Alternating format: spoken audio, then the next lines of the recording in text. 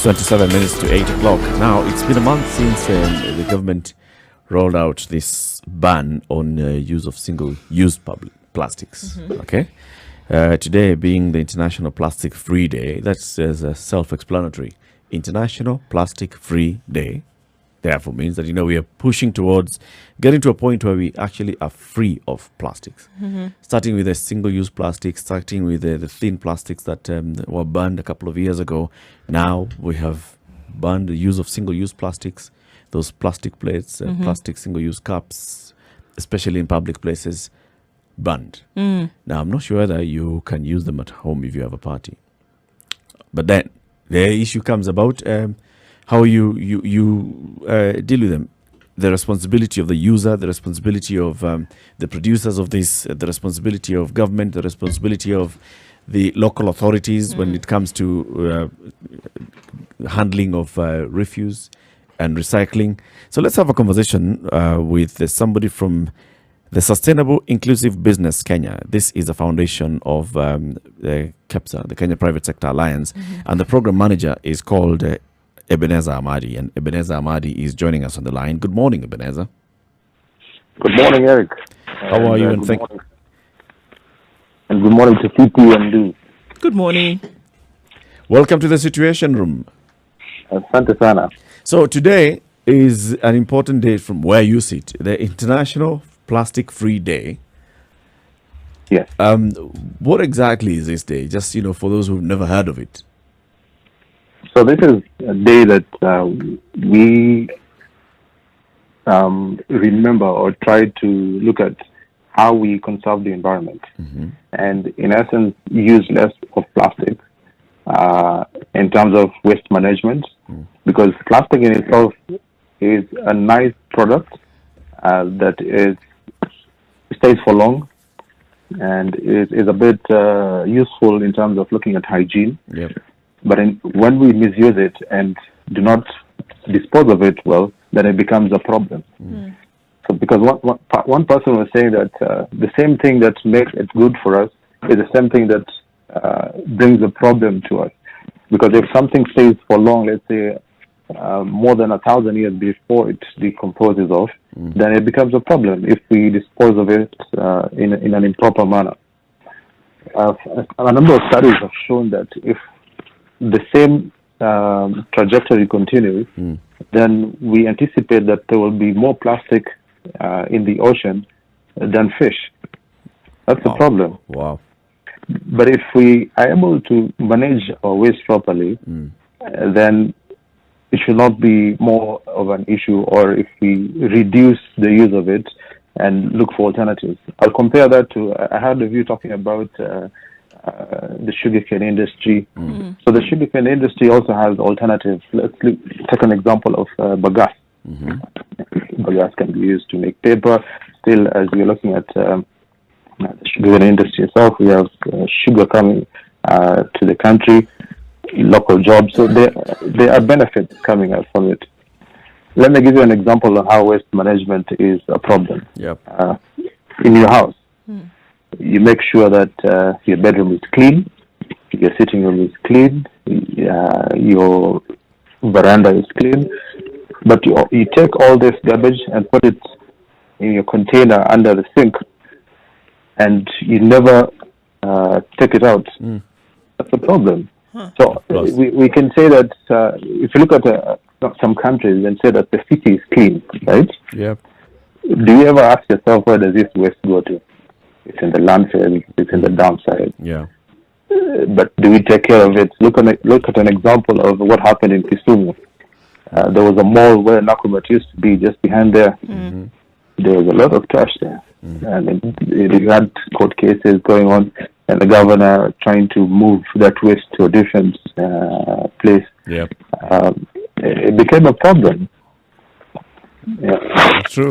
So, Ebenezer, I hear you saying that the problem really is not that we don't want people to use this plastic, but the problem is that in the disposal of it is where we have an issue. So, rather than have to deal with waste management, let's just remove it completely. let me start off by the ban that took place, because that's the reference that we'll use a month ago. So when you talk about what has happened in a month, it reminds me of one of our friends who was celebrating his child's birthday. It wasn't a birthday, it was, how do I call it? A milestone a crossing. month after. yes, that's what he called it. It's celebrating a milestone. A milestone. 1 month. Yes, 1 month. So actually, that will be on the 4th of this month, because it took effect last month on the 5th. So there are a number of items which the government is discouraging for people to go to in particular places. It doesn't mean that you will not use these items at your home. That's the question I had you ask. Yep. For example, you using your single-use plastic cup, you can still use it when you go to one of the places where you normally get your coffee. You'd be able to use it probably in your home. But we are saying that these items that have been included in the single-use plastic ban are a problem to the environment. These are items that we dispose of without thinking twice. Yeah. You get your cup, you throw it outside your window. You probably don't think twice on how you dispose of it, or if you're going to reuse it. Yeah. So we're saying in protected areas, for example, in beaches, national parks, and other areas, you're not supposed to go with, for example, this cups. For example, the wrappers of bread, cigarette butts, bags, wet wipes. So there is a list of a number of items that you'll not be able to use when you're going to the parks. I had the so it's not just the plastic cups and spoons and plates. I've heard you mention wet wipes. Yeah. There are a number of items. So the problem actually right now is awareness of what is included in the single-use plastic ban. Yeah. I walked into the office, and one of my colleagues who is working on different items, for example, advocacy on other issues, asked me. So one of our friends called me and asked, so am I not supposed to use the plastic containers anymore? But you see, what happened in 2017 is that we started with the ban of the plastic carriers. Yes. Right? Which was a problem. We have seen progress going on throughout the years, but of course there are loopholes. Every time you drive down to your rural area, you'll see people selling sugarcane. Yep. In those plastic bags. Yeah. So you wonder where are they coming from. So there are loopholes, but we have observed progress over time, where you see supermarkets have tried to change. But that's also a conversation of another day in terms of looking at the current items being used still good for the environment. Okay. When you talk about biodegradable products.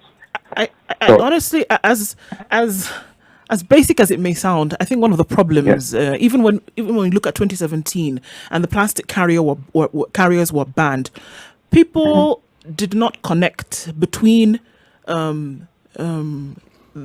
the dangers that the carrier poses to the environment and why they then were being asked to stop. It didn't come into, it just looked at another way for them to be persecuted, right?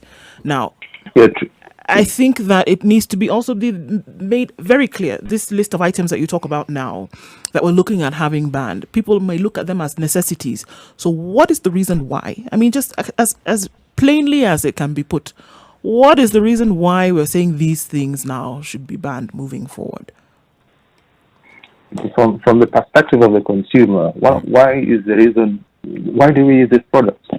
Basic thing is convenience. Yes, it's convenience. Yes. Yeah, you get home. Probably you're a bachelor. You don't want to wash your utensils. What do? You go to a restaurant, buy your food. It's also cost effective. It's cheap. That's a discussion. It's cheaper in terms of the current in the short run. In the immediacy, yes. If we factor in the cost in terms of the effects to the environment, it is actually expensive. So the discussion there, it's also, I mean, we can delve deeper into it and see, is it cheaper in the short run, is it more expensive in the long run?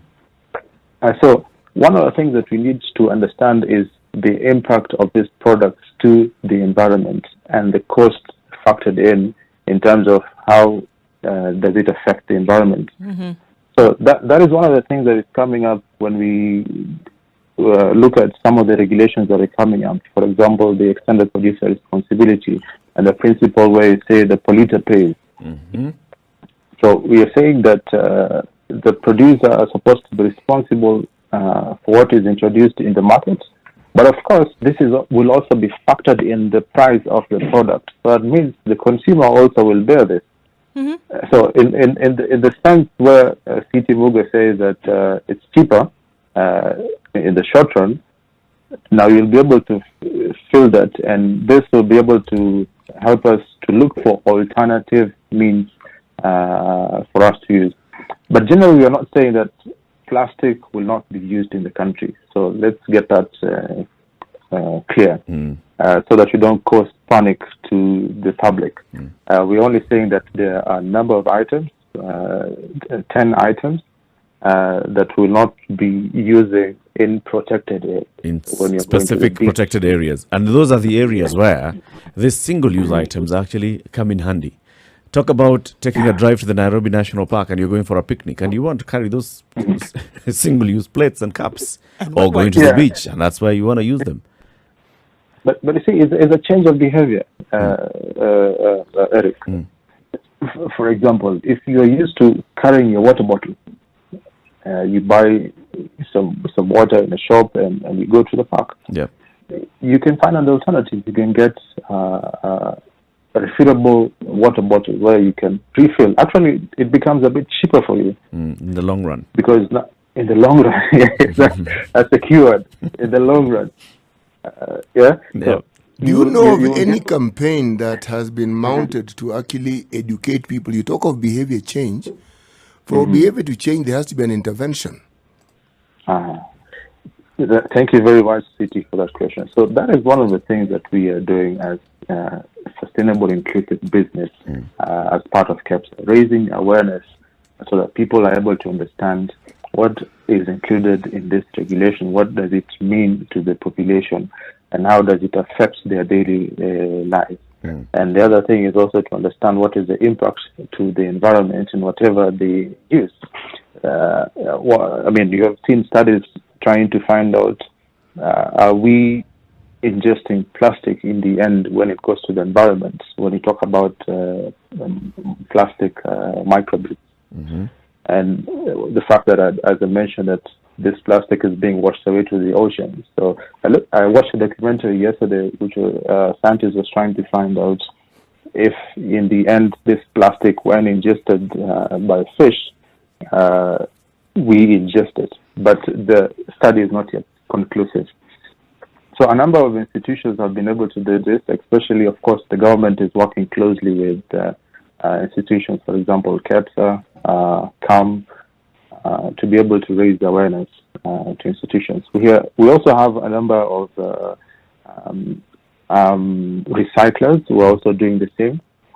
If we talk about waste in general, if you talk about e-waste, you will find an institution called WE Center, that is WEEE, called Waste Electrical Electronic Equipment. So they're trying to sensitize the public that by the end of the life of your electronic product, you can take it somewhere where they will take it, dismantle it, and try to find out the possible components within the products that can be reused or others that could be recycled. So we have something that is called the waste hierarchy that basically says that you try and prevent using some of these products that have an impact to the environment. And then the next step is you try and reuse a product. For example, if you bought a shoe, it does not mean that you wear it once, Mr. Muga, if you have a lot of money.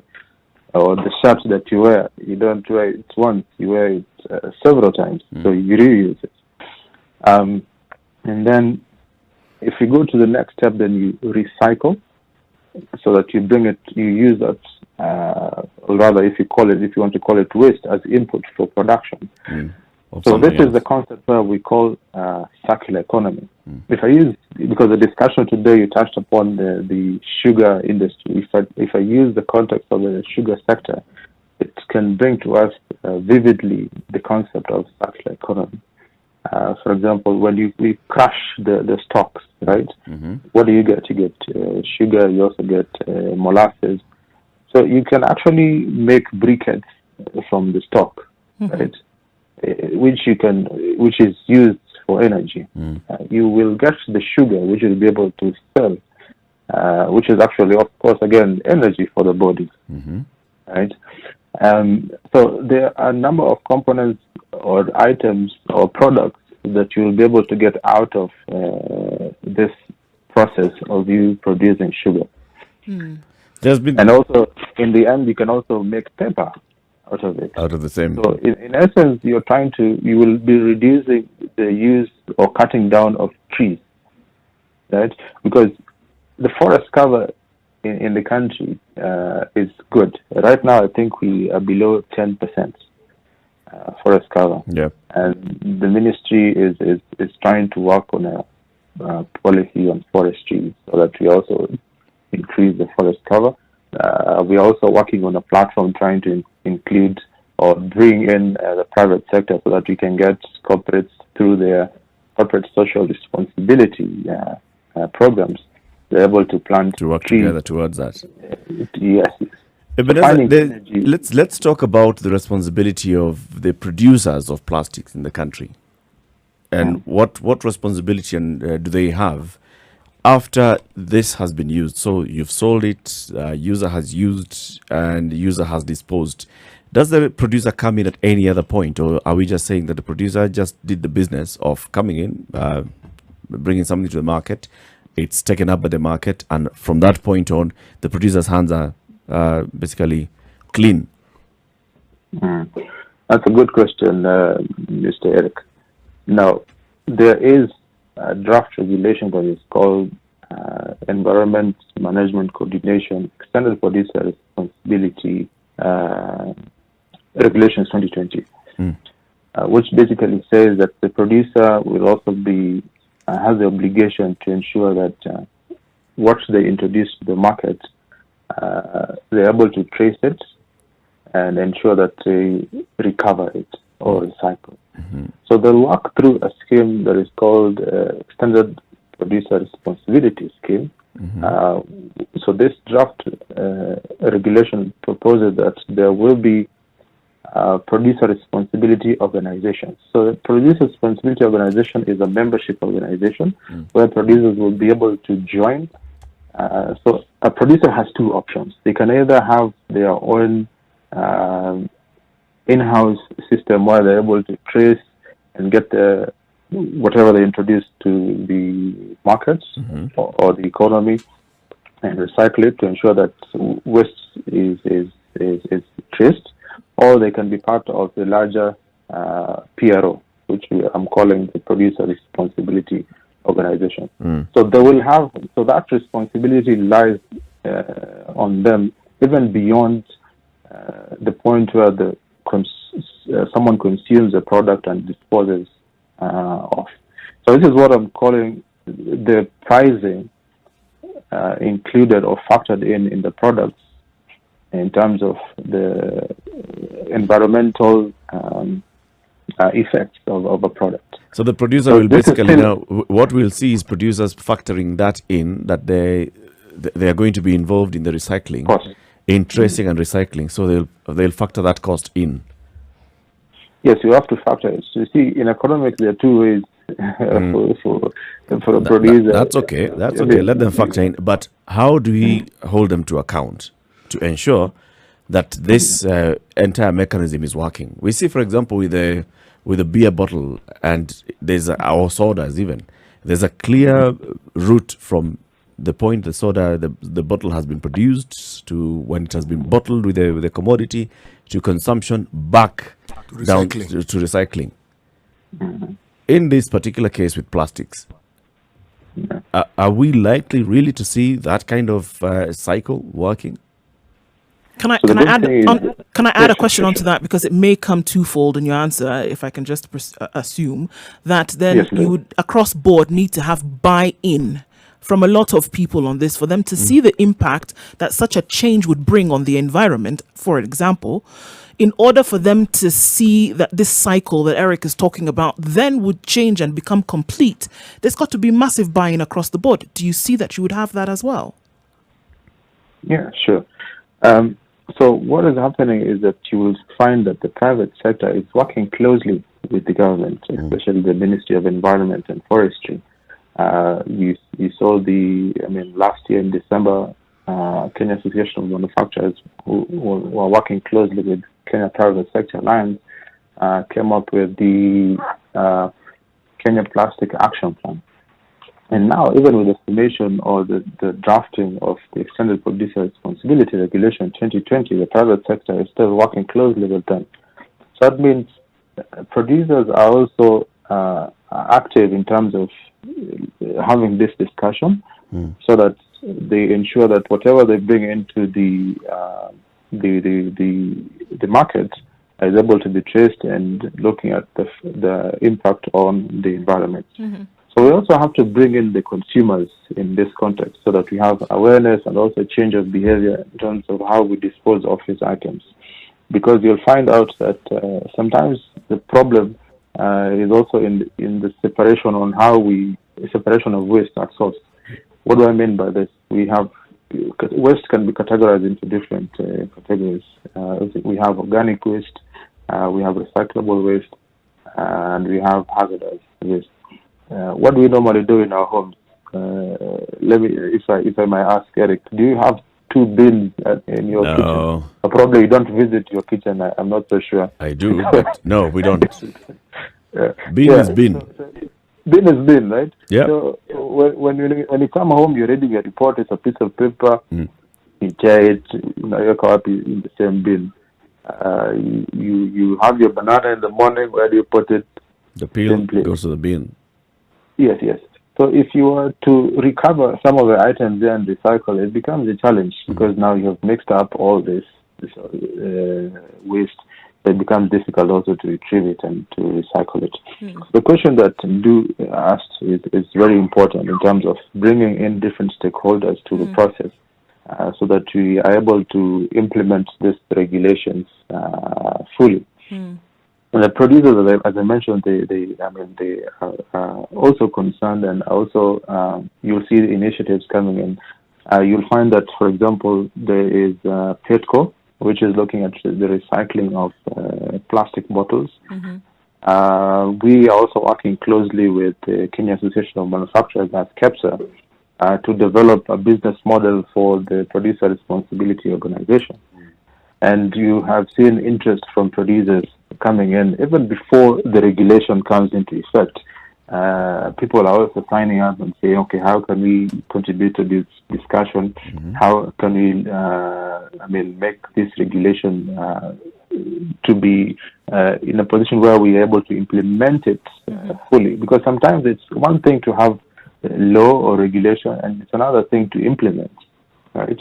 So if we have a law that cannot be, or regulation cannot be fully implemented, it becomes a challenge. It's more or less like you conduct a research and put that piece of paper on your shelf.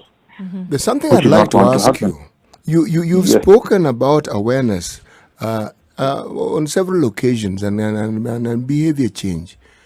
Yes. What methods do you use to ensure that the public get this awareness? What exactly do you do?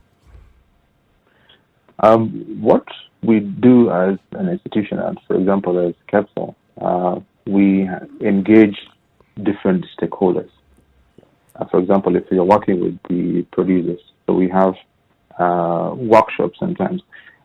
This will also mean probably we have engaging with the community. But at this point with the pandemic, what we have is we conduct webinars. For example, today we have a webinar in terms of trying to help people understand the single-use plastic ban, and also, in addition to that, how the Extended Producer Responsibility Regulation will work and the framework in itself.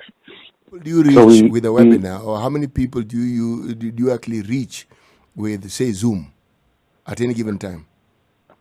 So Zoom goes up to 300 people. So that's at any given time we go to a maximum of 300 people in one webinar. But of course, when I feel like this is not sufficient, City. I mean, we're talking about No. public. No, I feel it's not 47 sufficient. million Kenyans using Yes. plastics. Yes. So we're saying using Zoom. Yes, that was the No, question. why I'm But I was asking is going ahead. because if you're talking about outreach, yes, and Yeah. with the situation that we are in, I was hoping you to tell me radio, because radio reaches a very large population of people. I was waiting to hear TV, because I was waiting to hear, but And then post-COVID barazas. I was hoping to hear this. Churches. I was that was the point where I was going to. But Okay. yeah. So because the question started with Zoom in terms of asking how many people did we reach in a webinar, right? But beyond that, we also use other communication platforms. For example, we use the newspaper, for example, where we write articles. If you look at, for example, we have an article that has gone round and even published in. I mean, it has gone beyond the borders, even to Uganda, and even in the local dailies that we have. Like what you're doing right now, this is also creating awareness. It's part of awareness creation. Yes, It definitely is. This is radio, Mr. Titi. Ebenezer, thank you very much for speaking to us. We've come to the top of the hour. Amadi Ebenezer is the program manager, Sustainable Inclusive Business, which is a program by the Kenya Private Sector Alliance. Today is International, what day again, Ebenezer?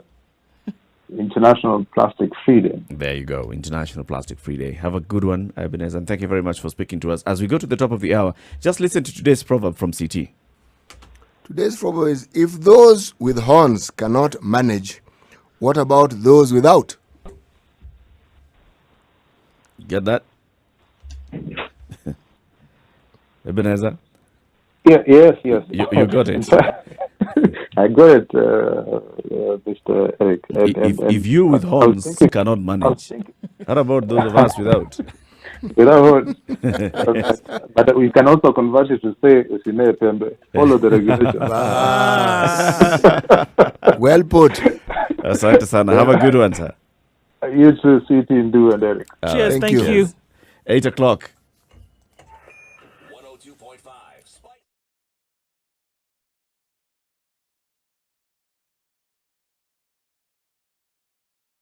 So what does it look like right now? Not too bad on the roads as we see it. Mombasa Road, we're going to have a little bit of an issue right around where we normally see Mombasa Road. That leads us from Cabanas all the way to General Motors. Today is a little bit clogged up, but it won't be too bad and not for too long. For some reason, it seems that we're afraid of Friday traffic. Thika Road also is not looking too terrible, getting into the CBD right around the Pangani underpass, leading us then into the CBD is A-OK. Jogoo Road, however, is taking a lot of the infill from industrial area this morning, but again, it's not too bad. Remember, it's still sprinkling just a little bit, and that means visibility is low in certain areas coming off of Limuru Road and then getting into the CBD. It's going to take us a little bit longer to get in because traffic is quite held up. All right, so don't forget, tell us what you see. Spice FMKE, that's how you can reach us on Twitter. We want to keep it moving this morning and we need your help to be able to do that. 102.5 Spice FM. Kisumu.